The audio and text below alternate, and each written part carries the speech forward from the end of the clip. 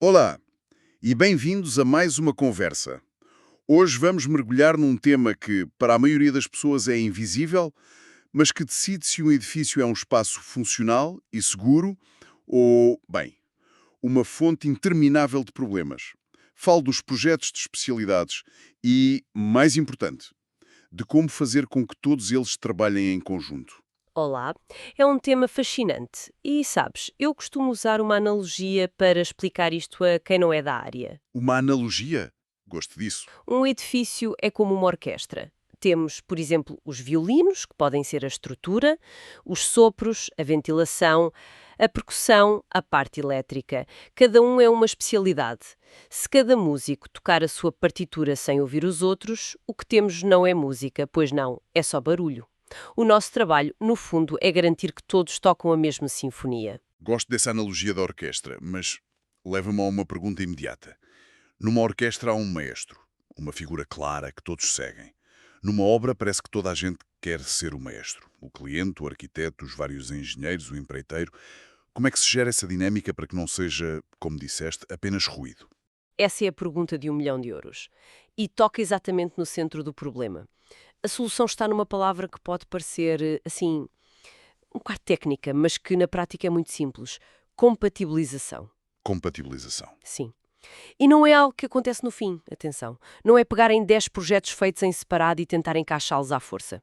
Isso é hum, uma receita para o desastre. A compatibilização tem de começar no primeiro dia, na primeira reunião, antes sequer de a primeira linha ser desenhada. Ok, vamos tornar isso mais concreto. Dá-me um exemplo de um desastre que acontece por falta dessa conversa inicial. O que é que pode correr assim tão mal? Oh, as histórias que nós poderíamos contar. Lembro-me de um caso num edifício de escritórios. Não era um projeto nosso na fase inicial, mas fomos chamados por resolver o problema. E então? O projeto de climatização, o AVAC, estava perfeito. O projeto de telecomunicações e dados também estava perfeito. Ambos no papel, claro.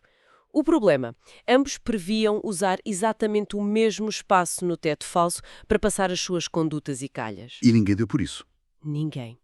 Até ao dia em que a equipa do AVAC instalou as suas condutas e, na semana seguinte, chegou a equipa das telecomunicações e, pronto, literalmente não tinham por onde passar os cabos. Não acredito. O resultado: tiveram de desmontar parte do teto das condutas já instaladas, foram 2 semanas de atraso e um custo extra de milhares de euros que ninguém estava à espera. Tudo porque duas equipas não conversaram na fase de projeto. Um pormenor que num desenho 3D compatibilizado se resolveria com um clique do rato, sabes? Uau!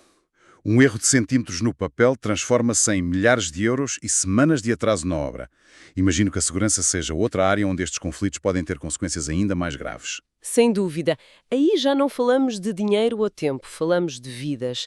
Imagina que o projeto de estabilidade define um pilar de betão, um pilar fundamental para a estrutura, e ao mesmo tempo o projeto de gás, feito por outra pessoa noutro escritório, define que a conduta principal de gás vai passar exatamente naquele ponto. Isso seria um problema grave. Pois, em obra, se não houver uma fiscalização rigorosa, alguém pode decidir perfurar o pilar para passar o tubo.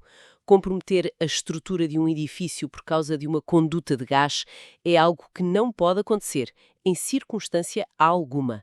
A compatibilização garante que esse cenário nem sequer é uma possibilidade. Portanto, os benefícios são óbvios. Economia, ao evitar erros como o do teto falso, e segurança, ao prevenir falhas críticas. E suponho que a eficiência do próprio edifício também melhor. Exatamente. Quando os sistemas são pensados em conjunto, eles funcionam melhor. O sistema de aquecimento pode aproveitar o calor gerado por outros equipamentos, a iluminação pode ser integrada com os sensores de presença, o edifício torna-se mais inteligente, mais eficiente e mais confortável para quem a utiliza. A qualidade do resultado final é simplesmente superior. Faz todo o sentido, mas parece um processo incrivelmente complexo de gerir. Como é que na Alves e Rasteiro garantem que esta sintonia acontece do início ao fim? Qual é o processo? É um processo faseado, precisamente para controlar essa complexidade. Começamos com o chamado projeto base.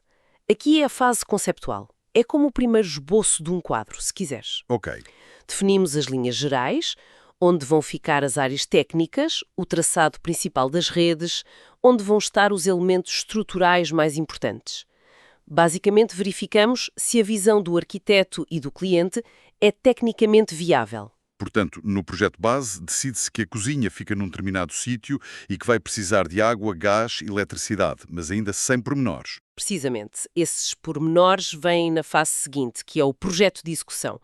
E aqui a analogia muda. Se o projeto base é o esboço, o projeto de execução é o manual de instruções da Lego, mas para um edifício real. Gosto de ideia. É neste documento que está tudo, mas mesmo tudo, definido ao milímetro. A localização exata de cada tomada, o diâmetro de cada tubo, o tipo de parafuso a usar. É esse nível de detalhe que impede que o empreiteiro em obra tenha de improvisar, o que raramente corre bem, não é? É a melhor forma de o dizer. O objetivo do projeto de execução é eliminar a necessidade de improviso. É o guião completo para a construção. E é aqui que a compatibilização 3D é fundamental. Ok, o manual de instruções está pronto, a obra arranca. O vosso trabalho termina aqui. Nem pensar. É aí que começa uma fase igualmente crítica, a assistência técnica. Por mais perfeito que seja o projeto, a realidade da obra traz sempre imprevistos, um material que não está disponível, uma condição no terreno que não era expectável. E aí entram vocês. Exatamente.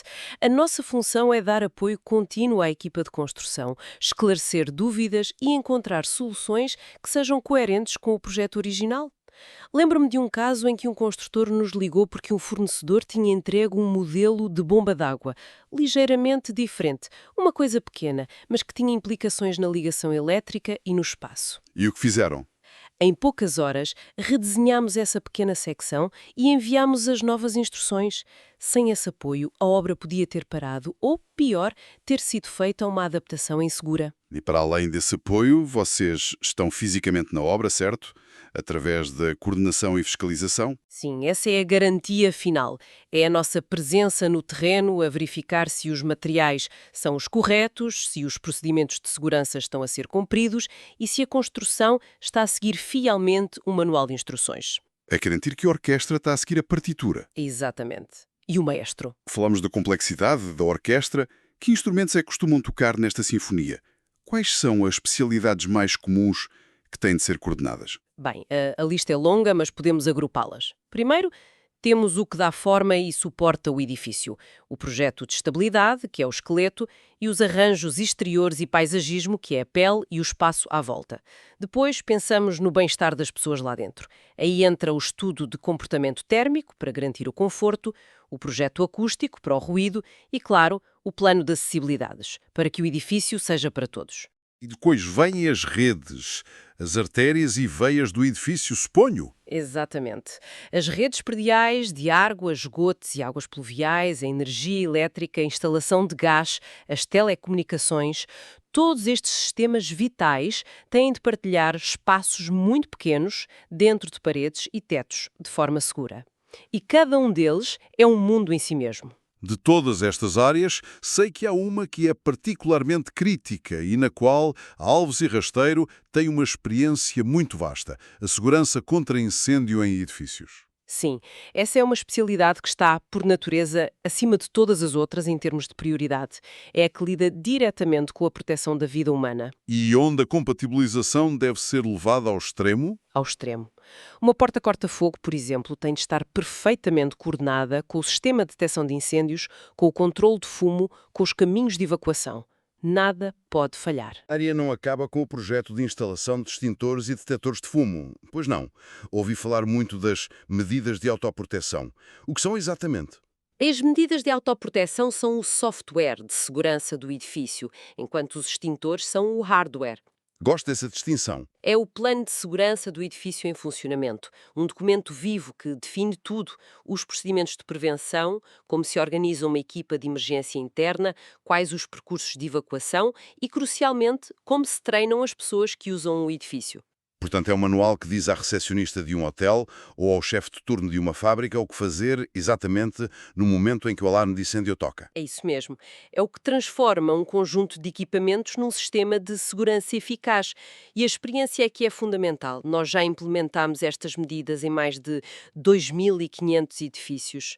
E o nosso trabalho só termina quando estas medidas são submetidas e aprovadas pela Autoridade Nacional de Emergência e Proteção Civil.